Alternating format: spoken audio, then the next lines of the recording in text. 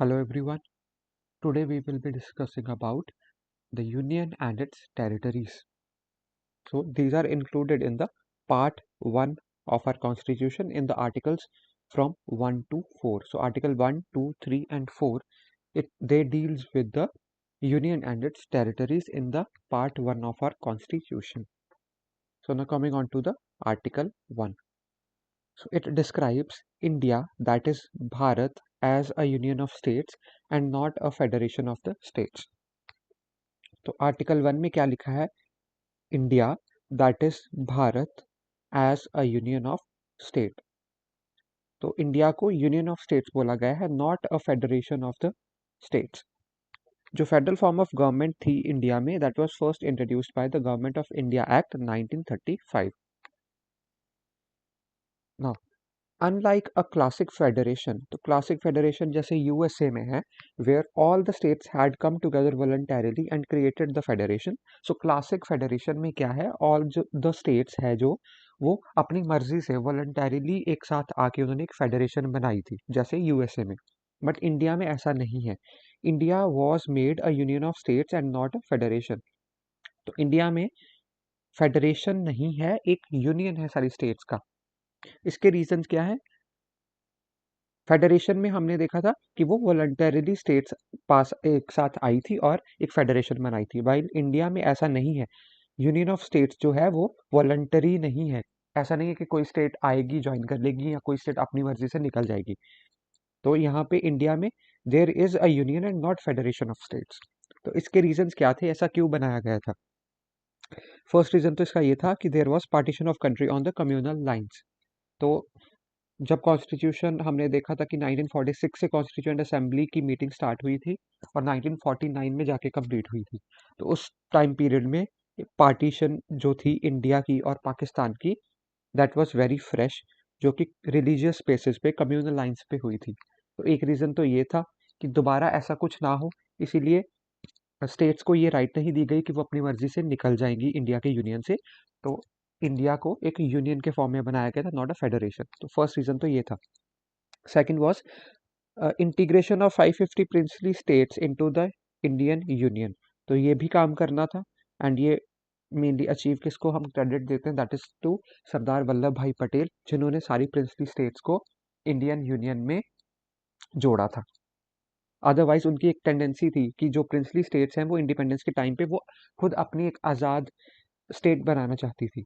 But with the efforts of Pandit Sardar Vallabh Bhai Patel and others, तो उसकी वजह से जो प्रिंसली स्टेट्स थी वो इंडियन यूनियन में ही आके शामिल हुई थी, एक्सेप्ट वेरी फ्यू, जो कि बाद में फाइनली इंडिया में ही इंडियन यूनियन में ही आके मर्ज हो गई थी. Third reason is secessionist tendencies in different parts of the country. तो सक्सेशन का मतलब है कि वो जो टेरिटरीज थी पर्टिकुलर, जैसे सपोज प्रिंसली स्टेट्स थी, वो इंडिया से बाहर निकल के अपनी एक अलग कंट्री बनाना चाहती थी. तो दैट वाज सेसेशनिस्ट टेंडेंसी. तो उस टाइम पे सेसेशनिस्ट टेंडेंसीज थी इन different parts of the country. तो कंट्री जो है वो फिर से डिवाइड ना हो जाए, उसकी और पार्टीशन ना हो, इसीलिए इंडिया को एक यूनियन ऑफ स्टेट्स बनाया गया, जहाँ से स्टेट के पास ये चॉइस नहीं है कि वो इंडिया से अपनी मर्जी से निकल जाएंगी. They have to be in the union of states, in the union of India. And the fourth reason is there was idea of independent India which was very young. तो इंडिया, जैसे हमने पिछली क्लासेस में भी पढ़ा था कि India as a nation is very old, ancient time से चल रहा है, but India as a country is very young. 1947 के बाद ही इंडिया एक इंडिपेंडेंट कंट्री बना. तो because of these reasons India was made a union of states and not a federation of states. The country is described as a union, जिसमें क्या है, union of states है, and it is not a federation of states. This thing I am repeating again again because you need to remember this. Union of states जो है वो है India में, federation नहीं है, ऑल दो the constitution is federal in nature. तो India की जो यूनियन है वो स्टेट्स को अपनी मर्जी से आने या जाने की परमिशन नहीं देता. वो फेडरेशन नहीं है, वो एक यूनियन है. ऑल दो जो कॉन्स्टिट्यूशन है इंडिया का, that is federal in nature. तो इसका रीजन क्या दिया गया? According to doctor Ambedkar, in India our federation is not the result of an agreement between the states as in the case of USA. The states do not have any right to secede from the union. तो doctor B R Ambedkar ने इसका reason ये दिया था कि जो हमारी federation है, it is not a result, वो यूएसए की तरह नहीं है जहाँ पे स्टेट्स अपनी मर्जी से आके मर्ज करके उन्होंने एक यूनियन बनाया, the United states of America बनाई. हमारे जो इंडिया में क्या है कि जो स्टेट्स है वो, उनके पास कोई भी राइट नहीं है कि वो इंडियन यूनियन से बाहर निकल सके. They have no right to secede from the union of India. Hence, India is described as an indestructible union of destructible states. मतलब इंडिया को हम लोग क्या बोलते हैं कि India is an indestructible union. मतलब जो यूनियन है वो इनडिस्ट्रक्टिबल है, उसको कोई तोड़ नहीं सकता. बट जो स्टेट्स हैं दे आर डिस्ट्रक्टिबल, उनको चेंज किया जा सकता है. So India as a union, it cannot be destroyed. However, the states can be altered. States को बदला जा सकता है as they have been created only for the administrative efficiency. तो जो states बनाई गई थी वो administrative efficiency के लिए बनाई गई थी. And they do not have any political identity on their own. तो उनकी अपनी कोई political identity नहीं है. They all are states of the Union of India. So rather all states are part of single Union of India.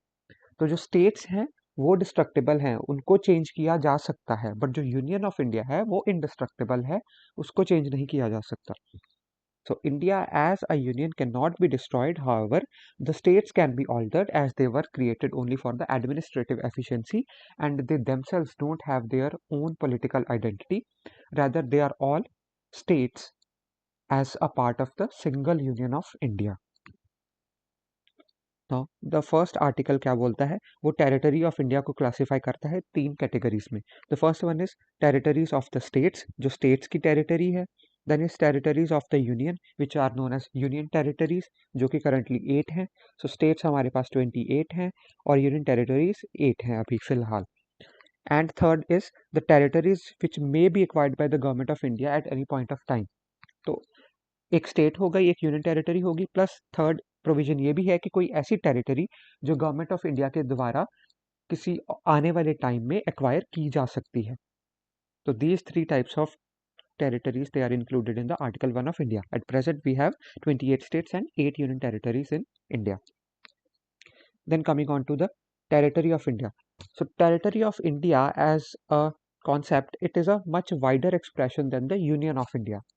जो union of India है उसमें सिर्फ स्टेट्स आती हैं, while the territory of India जो है उसमें स्टेट्स भी आती हैं, यूनियन टेरिटरीज भी आती हैं, and also any other territory that might acquire in the future, that might be required in the future. तो जो टेरिटरी ऑफ इंडिया है वो एक वाइडर कॉन्सेप्ट है, वो एक जोग्राफिकल कॉन्सेप्ट है जिसमें स्टेट्स भी आती हैं, यूनियन टेरिटरीज भी आती हैं, और ऐसी कोई टेरिटरी जो इंडिया फ्यूचर में एक्वायर कर सकता है वो भी आती है. ओके, नाउ टेरिटरीज जो है, न्यू टेरिटरीज, वो किस तरह से एक्वायर की जा सकती हैं? So the new territories they can be acquired according to the modes recognised by international law. तो इंटरनेशनल लॉ में 3 तरीके दिए गए हैं जिससे न्यू टेरिटरीज को एक्वायर किया जा सकता है. The first one is cessation, that is through treaty, purchase, gift, lease और प्लेबिसाइड. इनके थ्रू अगर कोई टेरिटरी को एक्वायर करते हैं तो उसे बोलेंगे through secession. Then is by occupation. Occupation मतलब लैंड विच इज अनऑक्यूपाइड, जहाँ जिस लैंड पे कोई रहता नहीं है, अनऑक्यूपाइड है, उसको ऑक्यूपाई किया जा सकता है और उस टेरिटरी को अपना पार्ट बनाया जा सकता है. Third one is conquest, that is through war. Example Dadra and Nagar Haveli, Goa, Daman and Diu, Pondicherry, Sikkim, they were included in the Union of India after independence. However, Sikkim के केस में कॉन्क्वेस्ट नहीं हुआ था, लोग अपनी मर्जी से उन्होंने वोट किया था कि they will come and join the union of India. बाकी इन केसेस में हमें जो ये फ्रेंच कॉलोनीज थी या पोर्चुगीज कॉलोनीज थी उनको हमने एक्वायर किया था through war. So these are the 3 methods, secession, occupation and conquest, जिसके थ्रू न्यू टेरिटरीज एक्वायर की जा सकती हैं यूनियन में. Then we come on to the article 2nd. So the article 2, it states that parliament may by law admit into union or establish new states on such terms and conditions as it thinks fit. So this is the language of constitution जो article 2 में लिखी गई है। तो इसको simplify करें तो क्या बोला है कि under article 2 parliament has the power to admit new states into the union and to establish new states. It means that the admission of already existing states, जो स्टेट्स ऑलरेडी एग्जिस्ट कर रही हैं उनकी एडमिशन अगर हमें union of India में करनी है, फॉर एग्जाम्पल जैसे गोवा की थी, पौंडीचेरी की थी। And it also has the power to create new states where none existed before. कोई ऐसी स्टेट जो पहले एग्जिस्ट नहीं करती थी वो भी बनाई जा सकती हैं, और कोई ऑलरेडी एग्जिस्टिंग जो स्टेट है उसको भी यूनियन ऑफ इंडिया में एडमिट किया जा सकता है, दैट इज अंडर आर्टिकल 2। तो आर्टिकल 3 में क्या बोला गया है कि parliament has the power to form new states and alteration of the areas, boundaries और names of the existing states. तो आर्टिकल 2 में हमने बोला था कि जो ऑलरेडी एग्जिस्टिंग स्टेट्स है जो इंडिया में अभी नहीं इंक्लूड हुई हैं, या ऐसी स्टेट्स जो अभी तक बनी है नहीं, उनको पार्लियामेंट बना सकता है। वाइल आर्टिकल 3 में हमने बोला है कि जो ऑलरेडी इंडिया का पार्ट है, जो स्टेट्स ऑलरेडी इंडिया में एग्जिस्ट कर रही हैं, उनके रिलेटेड कोई चेंज करना है। सपोज उनका नाम बदलना है, उनका एरिया बदलना है, बाउंड्री बदलनी है, या कोई नई स्टेट्स बनानी है विद इन इंडिया। तो विद इन इंडिया का जो कॉन्सेप्ट है वो आर्टिकल 3 में दिया गया है, और जो फॉरेन टेरिटरीज को लेने का प्रोसीजर है वो आर्टिकल 2 का है। तो आर्टिकल 3 क्या बोलता है कि the parliament can create new states by separation of the territory from an existing state. For example Uttarakhand Uttar Pradesh से निकला था, आंध्र प्रदेश से तेलंगाना सेपरेट हुआ था, मध्य प्रदेश से छत्तीसगढ़ आया था, बिहार से झारखंड आया था। और so this was the first, that is separation of territory from an existing state. या तो वो इस फर्स्ट पॉइंट इज कि एग्जिस्टिंग स्टेट से वो कुछ एरिया सेपरेट करके न्यू स्टेट बना सकता था। द सेकंड पॉइंट इज दो और दो से ज़्यादा स्टेट्स को मर्ज करके एक नई स्टेट बनाई जा सकती है। और third is uniting any territory to a part of any state, किसी स्टेट के किसी पार्ट से कोई टेरिटरी को ज्वाइन भी किया जा सकता है। So that is how parliament can create new state with in India. Parliament can also increase or decrease the area of a state, change the boundaries of any state and change the name of the state. For example, Uttarakhand का नाम जो था वो उत्तरांचल से change होके उत्तराखंड बन गया था। सो ये पार्लियामेंट के पास पावर्स हैं अंडर आर्टिकल 3। तो ऐसे में जो बिल पास करना पड़ेगा, the bill must satisfy to conditions. It shall be introduced in either house of the parliament only and on the recommendation of the president. मतलब पार्लियामेंट के किसी एक हाउस में वो ओरिजिनेट होना चाहिए, और इंट्रोड्यूस कैसे होना चाहिए, on the recommendation of the president only. और सेकंड पॉइंट क्या है, the bill must be referred by the president to the state legislature to express its views. और उसके लिए प्रेसिडेंट जो है एक टाइम लिमिट फिक्स कर सकता है, बट जो स्टेट लेजिस्लेचर के व्यूज हैं वो प्रेसिडेंट पे बाइंडिंग नहीं है। The bill must be referred by the president to the state legislature to express its views, and the president can fix time limit for that. But the views of the state are not binding on the president. अब इसकी example अगर देखें तो for example motion passed by Uttar Pradesh assembly in 2011 to divide it into 4 parts, it had only suggestive value and the parliament did not agree upon it. तो parliament जो था वो Uttar Pradesh assembly ने जो जो एक प्रपोजल दिया था कि उत्तर प्रदेश को 4 पार्ट्स में डिवाइड कर दिया जाए, वो पार्लियामेंट ने माना नहीं, उस पर they did not agree to it. Whereas जो आंध्र प्रदेश रीऑर्गेनाइजेशन एक्ट था 2014 का, despite rejection by the Andhra Pradesh assembly, it was passed and led to the formation of Telangana in 2014। तो उत्तर प्रदेश के केस में स्टेट ने प्रपोज किया था बट पार्लियामेंट ने नहीं माना, वाइल आंध्र प्रदेश के केस में स्टेट उसको रिजेक्ट कर रही थी बट पार्लियामेंट ने फिर भी उसको पास कर दिया। सो दैट इज जो अल्टीमेट पावर है वो पार्लियामेंट के पास है, और स्टेट के जो व्यूज हैं वो प्रेसिडेंट के ऊपर बाइंडिंग नहीं है। Now if we have to differentiate between article 2 and 3, तो आर्टिकल 2 जो है, article 2 relates to the admission और establishment of new states that are not part of the union of India. while Article 3 जो है it deals with the internal readjustment of the territories which are already existing within the Union of India। तो Article 2 में ऐसी territories या ऐसी states जो India का part नहीं है, उनको इंडिया में इनकॉर्पोरेट किया जा सकता है, that is under article 2। While article 3 में क्या है कि जो स्टेट्स ऑलरेडी इंडिया में एग्जिस्ट कर रही हैं उनका ही कोई इंटरनल रीएडजस्टमेंट करनी है, तो उसके लिए आर्टिकल 3 से प्रोविजन मिलते हैं पार्लियामेंट को। तो आर्टिकल 2 इज फॉर एनी बाहर का टेरिटरी जो इंडिया में इनकॉर्पोरेट करना है, and article 3 is about the states which are already existing in India. So this power with the parliament is justified. तो ये जो पावर पार्लियामेंट को दी गई है for the readjustment of this territories, it is justified कैसे? So as to prevent balkanisation of the country. Balkanisation मतलब कि कंट्री छोटे छोटे टुकड़ों में टूट ना जाए, जैसे बाल्कन पेनिनसुला टूटा था यूरोप में, तो वैसे ही कंट्री के छोटे छोटे टुकड़े ना हो, इसीलिए ये पावर जो पार्लियामेंट को दी गई है वो जस्टिफाइड है। और बाल्कनाइजेशन कैसे हो सकती है? Through separatism, secessionism, regionalism, terrorism, इनसे। फॉर एग्जाम्पल, जो प्रिंसली स्टेट्स थी they had some secessionist tendency at the time of independence. वो अपनी खुद की एक टेरिटरी, अपना खुद का नेशन बनाना चाहते थे प्रिंसली स्टेट्स, तो उनकी ये सेसेशनिस्ट टेंडेंसी थी। तो अगर ऐसा हो जाता, अगर वो इंडियन यूनियन में इनकॉर्पोरेट ना होते, तो इंडिया के इंडिया के अंदर ही बहुत सारी 550 प्रिंसली स्टेट्स थी, तो 550 ही कंट्रीज बन जाती विद इन इंडिया। तो इंडिया छोटे छोटे टुकड़ों में डिवाइड हो जाता। तो ऐसा ना हो, इसलिए पार्लियामेंट को ये पावर दी गई थी by our constitutional forefathers. Then coming on to the article 4। Article 4 it provides for the procedure for establishment of new states. It provides the procedure. तो उस पहले जो आर्टिकल्स थे उनमें ये लिखा था कि कौन कौन सी टेरिटरीज किस आर्टिकल के अंदर चेंज की जा सकती हैं, इनकॉर्पोरेट की जा सकती हैं। अब जो आर्टिकल 4 है इसमें प्रोसीजर दिया गया है कि एक न्यू स्टेट को इस्टेब्लिश करना कैसे है, तो इसका प्रोसीजर आर्टिकल 4 में दिया गया है। This procedure will not be considered as an amendment to the constitution under article 368, hence these laws can be passed by a simple majority and by ordinary legislative procedures।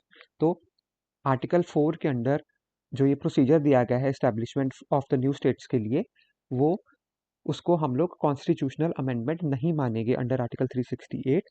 और जो वैसे law हैं वो simple majority से पास किए जा सकते हैं, जैसे एक ऑर्डिनरी लॉ पास किया जाता है वैसे ही।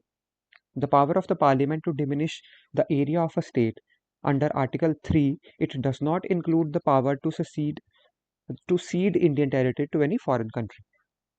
तो आर्टिकल 3 में हमने देखा कि पार्लियामेंट के पास पावर है कि वो किसी स्टेट का एरिया कम कर सकता है, उसको डिवाइड कर सकता है।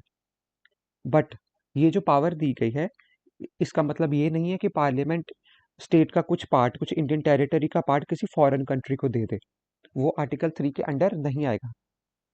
तो सुप्रीम कोर्ट ने in Berubari case in 1960 it had ruled that the government can cede the territory. तो उस टाइम पे क्या टेरिटरी थी? बेरोबारी यूनियन था जो कि वेस्ट बंगाल का था, और उसको ईस्ट बंगाल के साथ